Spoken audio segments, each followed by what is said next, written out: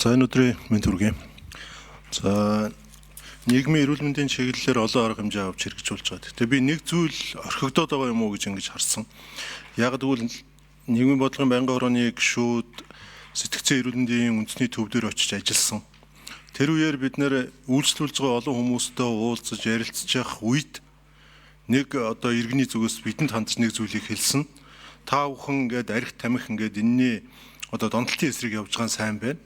Одоо харин нэг юмыг огт анхаарахгүй байгаа нь энэ одоо мөрөөдөө тоглоом, энэ одоо донтолтын эсрэг бүр дөрвтэй арга хэмжээ авахгүй бол эн чинь бол одоо бүр өвчин болж өрсөн байна.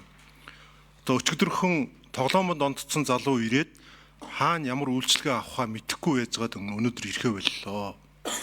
Ер нь одоо их хурал дээрээ та бүхэн тэр тухайн үед төсөв яригадад удаагүй байсан тэр соёлын сайд номингийн яриад байгаа. Тэр хүүхдүүдэд ваучер олгож тэр спортын арга хэмжээ юмнуудад өөрөө сонгоод очих эрхийг нь та нар нээж өгөөч. Жохоо амьдралд ойрхон байгаа чи. Ийм юм огт байхгүйгаас болоод эцэг гэхээсээ тэр мөнгийг тэр хүүхэд авч чадахгүйгээсээ болоод зүгээр секс дууланд хамрагдахаасаа илүү сега тоглоод явж байна.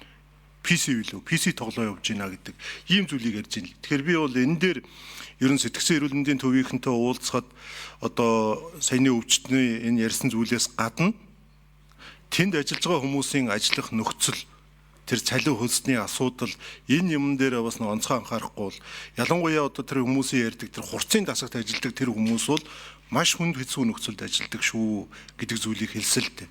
Тэгэхээр хэдүүлээ бас ингээд юмыг ярихаас гадна одоо их хурлын гишүүд, байнгын хорооны гишүүд одоо тэнд бас очиж ажилласных тэнд байгаа ажил асуудлуудыг бас нэг тодорхой хэмжээнд бас нэг шийдчихдэг байх, дэвшлүүлчихдэг байх ёстой л та. Тэгээд зүгээр одоо нэг үзээд хараад өнгөрдөг байх ёсгүй гэж ингэж нэгдүгürt бодож байгаа. Хоёрдугаарт энэ нэраа эндэгдэл, хүүхдийн эндэгдэл бас тодорхой хэмжээгээр нэлээд одоо буурсан байна гэсэн ийм дүгнэлт өгч байна гэж ингэж бодож байна. Тэгээ энэ дээр бас тодорхой тайлбар аваад тодруулъя. За Айдрот гишүүний асуултанд мөнх сайхан сайд хариулъя. Сайдын микрофоныг. За тэг гишүүнтэй бол санал нэг байна. Бид нар одоо энэ нийгэм сэтгэл зүйн хувьд зөвлөгөө өгдөг, тусламж үйлчилгээ үзүүлдэг энэ төвүүд маань манай улсын хувьд тусламж үйлчилгээ бусад тусламж үйлчилгээний нэгэн адил юм төвлөрсөн тусламж үзүүлж байгаа. Одоо сэтгцэн эрүүл мэндийн үндэсний төв буюу хүмүүсийн хэлж заншнаар одоо шар хадны эмнэлэг, наркологийн төв гэдэг нийслэлийн харьяа наркологийн төв гэдэг энэ хоёр эмнэлэг дээр одоо улсын хэмжээнд ирж тусламж үйлчилгээ аваад байгаа байхгүй.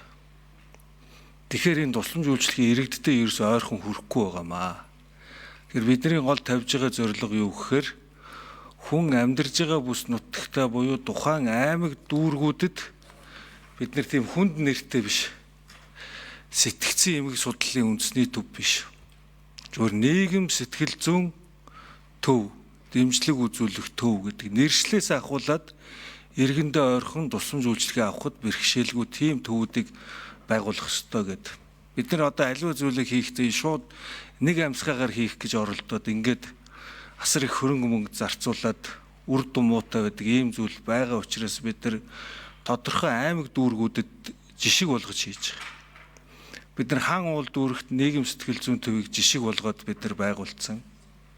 Архитан согтууруулгатай тэмцэх шинээр байгуулагдсан сангаас тодорхой хэмжээний төсөв мөнгүүдийг шийдвэрлээд хаан уул дүүрэгт одоо таны яриад байгаа одоо энэ донтолтын эмэгтэй хүмүүсийг эмчлэх, ялангуяа архин дондох эмэгтэй хүнийг эмчлэх ийм тусламж үйлчилгээг үзүүлээд эхэлсэн.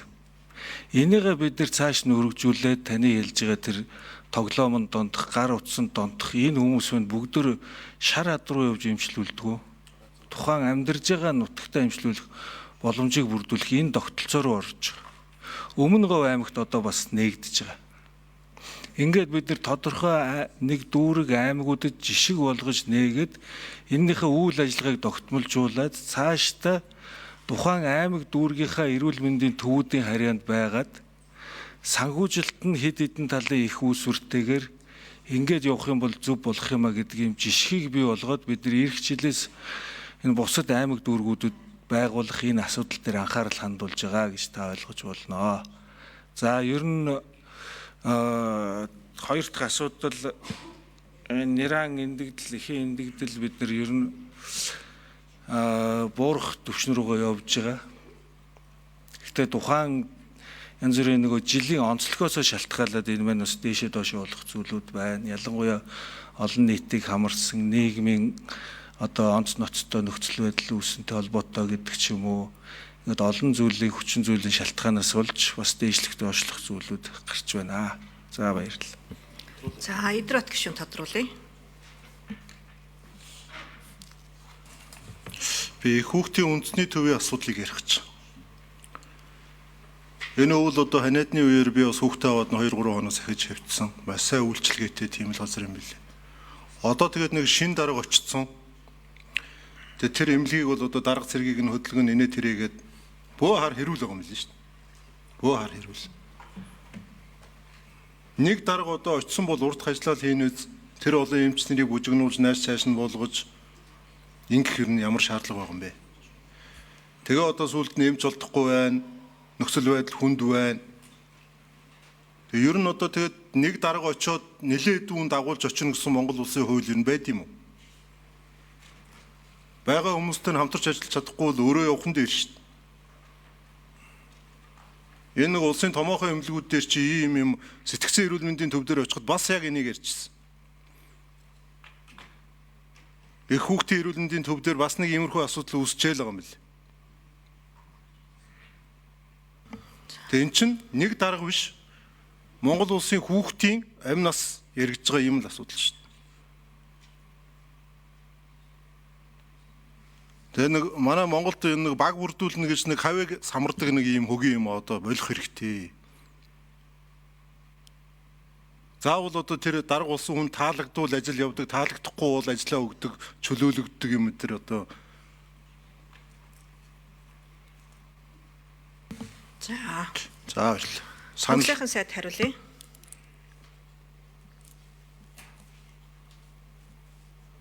Мөнхсийн сайд микрофоныг боловсруучны доктортой байдлын талаар.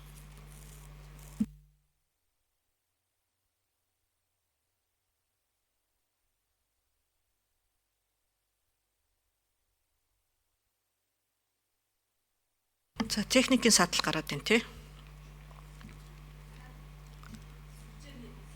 Сүлжээний садал.